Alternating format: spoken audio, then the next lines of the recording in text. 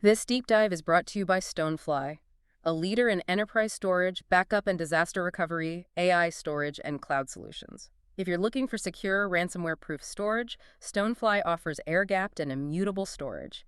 Contact sales at stonefly.com to schedule a demo. Welcome to the deep dive. Today, we're really plunging into something significant, a major coordinated strike against a pretty nasty part of the cybercrime underground. Yeah, think of it as a global cleanup crew targeting the digital equivalent of a black market for stolen keys and credentials. Exactly. And this deep dive is all about an operation called Operation Secure. It was led by Interpol, a really big international effort. That's right. We're going to break down what exactly they were going after, the sheer scale of it all, and, what its success and maybe its limitations mean for all of us online. Yeah, the goal here is to really get under the hood, understand how these global takedowns work, and why they're so critical, frankly, in the fight against cyber threats. So let's get into it. Operation Secure, what was it, and when did this all happen? Right, so Operation Secure was a big, coordinated law enforcement push. It ran earlier this year, basically from January through April 2025. And it brought together agencies from 26 different countries. 26? Wow. That's a lot of players to coordinate. How did they manage that kind of collaboration? Well, a lot of it was organized under an existing framework, something called the Asia and South Pacific Joint Operations Against Cybercrime, ASPGOC for short. Ah, okay. So an existing structure helped. Exactly. It provided the means for that cross-border cooperation, sharing intelligence, that sort of thing. Got it. So this huge international team, what were they actually doing? Like boots on the ground or maybe fingers on keyboards? What were the specific actions? It was pretty targeted. They were focused on locating the core infrastructure the criminals were using, servers, command and control nodes, then mapping out how these things connected, both digitally and sometimes physically, and finally executing very specific takedowns of that infrastructure. Yeah. It wasn't just about finding stuff. It was about dismantling it. Right, pulling the plug. And I understand it wasn't just law enforcement agencies involved. There were others helping out. Oh, absolutely crucial. Private sector partners were key. Companies like Group IB, Kaspersky, Trend Micro, they worked closely with Interpol. They provided a lot of the vital intelligence beforehand. Things like cyber activity reports, sharing threat data.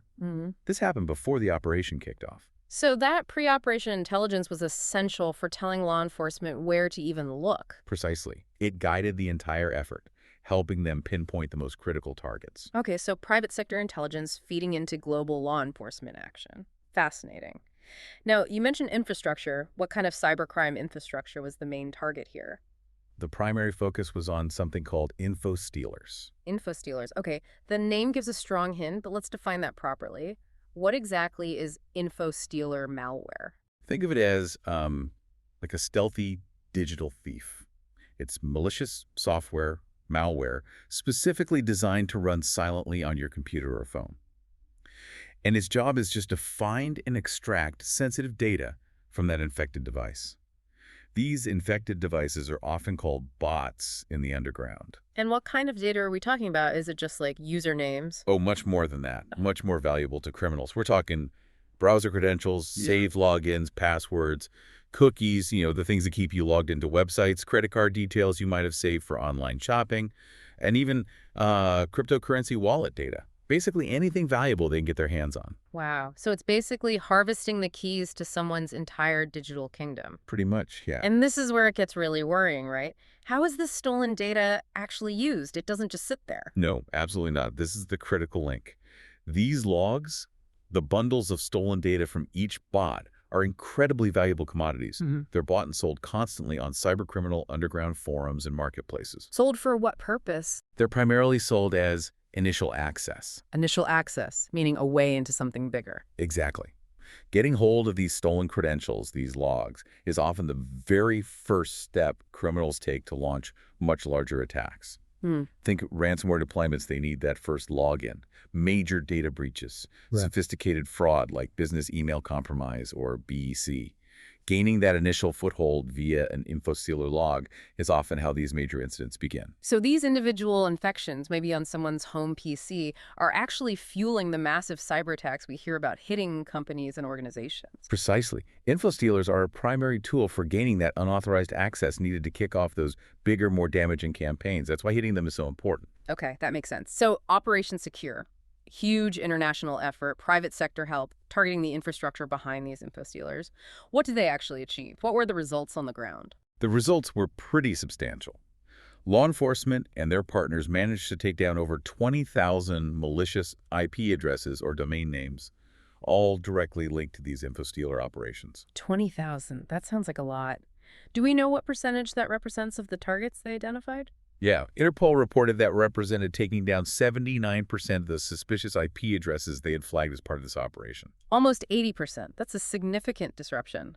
What else? Any physical seizures? Yes, they seized 41 physical servers, Yeah. actual hardware, and collected over 100 gigabytes of data from these seized systems. Okay, hitting the infrastructure. What about the people running it? Any arrests? There were. Across those 26 participating countries, a total of 32 suspects linked to these illegal cyber activities were arrested. Right, disrupting the tools is one thing, but getting the operators is another level. Definitely. And what about the victims? The potentially millions of people whose data might have been stolen by these things. Was there any effort to help them? Yes, and this was a huge undertaking.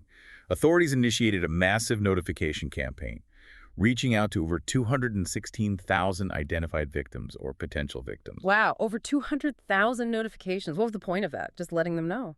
It was more than just letting them know. The idea was to give them actionable intelligence so they could protect themselves immediately. Things like, change potentially compromised passwords now, keep a very close eye on bank statements and credit card notifications.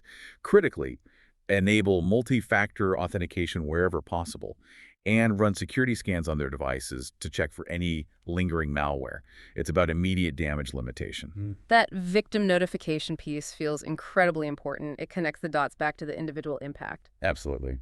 Can we zoom in a bit? Were there any specific countries where notable actions took place during this operation? Yeah, there were a few highlights mentioned. In Vietnam, for instance, the police arrested 18 suspects. They raided homes, workplaces, seized devices. And interestingly, the alleged leader of that group was found with a fair bit of cash, about $11,500 worth, plus SIM cards and business registration documents. Business documents, what does that suggest? It points towards a scheme potentially using stolen identities or credentials to open corporate accounts, maybe for money laundering or selling access to those accounts. It shows the link to financial crime. Right, the data theft feeding directly into other criminal enterprises. What about elsewhere? Well, in Sri Lanka and Nauru, authorities also carried out house raids. Those resulted in 14 arrests, combined 12 in Sri Lanka, 2 in Nauru. And through those specific actions, they identified 40 victims. And Hong Kong played a significant role on the intelligence analysis side. A very important one, yes.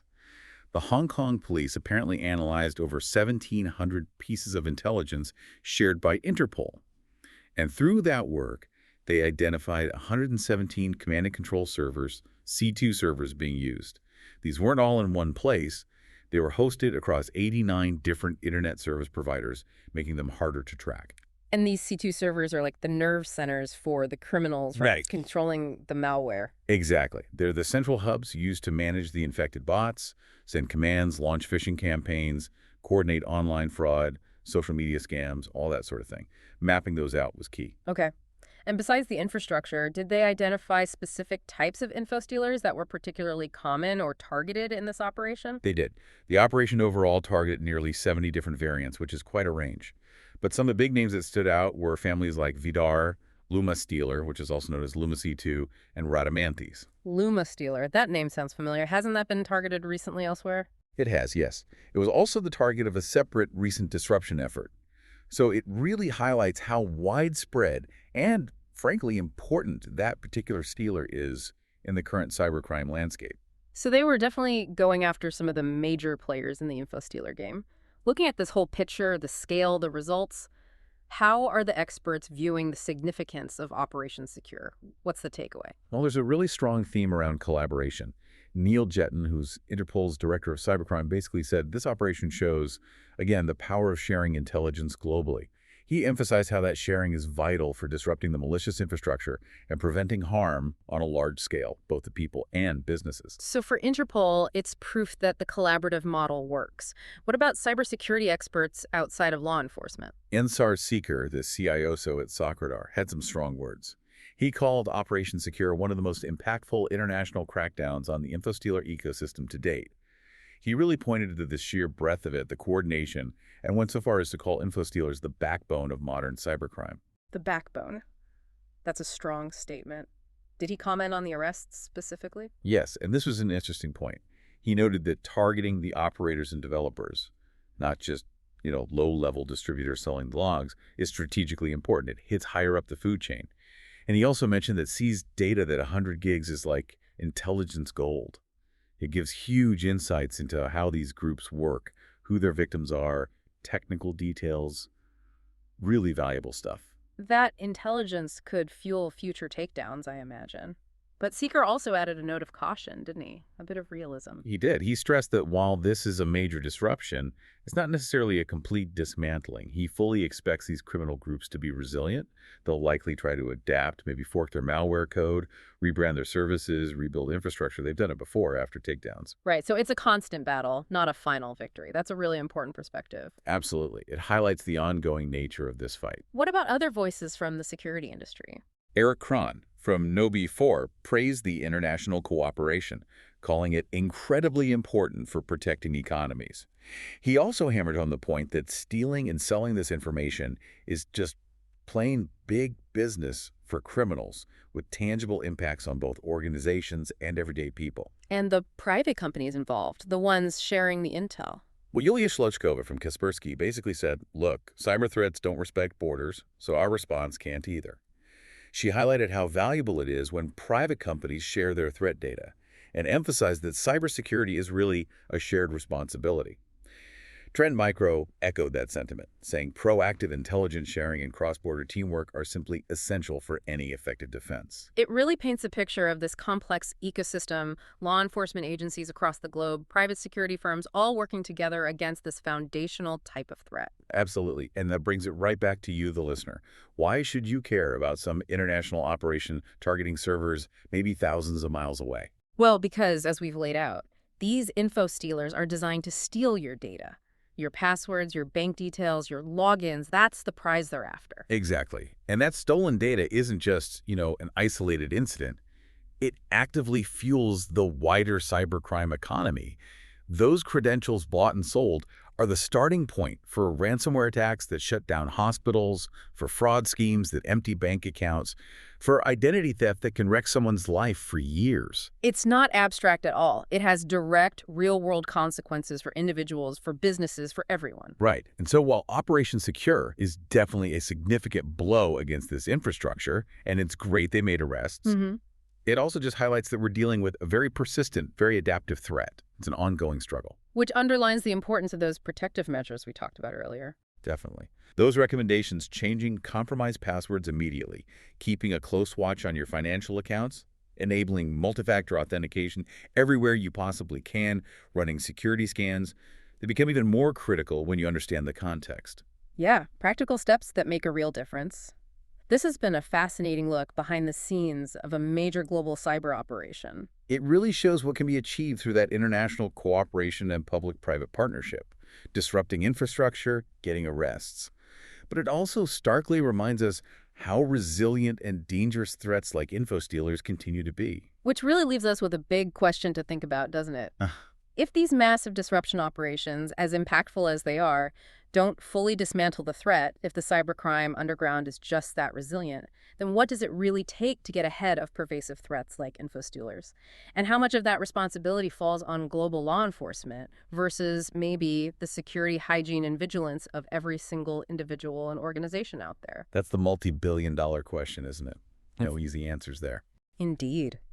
Well, we've taken a deep dive into Operation Secure, unpacked its significance, and hopefully shed light on the ongoing battle against this critical part of the cybercrime ecosystem. We saw the impact of global teamwork and the challenges that remain. And before we wrap up, we'd like to thank our sponsor again for supporting this deep dive. Stonefly, a leader in enterprise storage, backup and disaster recovery, AI storage, and cloud solutions. If you need secure, ransomware-proof storage, remember Stonefly offers air-gapped and immutable options. Contact them at sales@stonefly.com to set up a demo. Thanks for joining us for this deep dive. Until next time.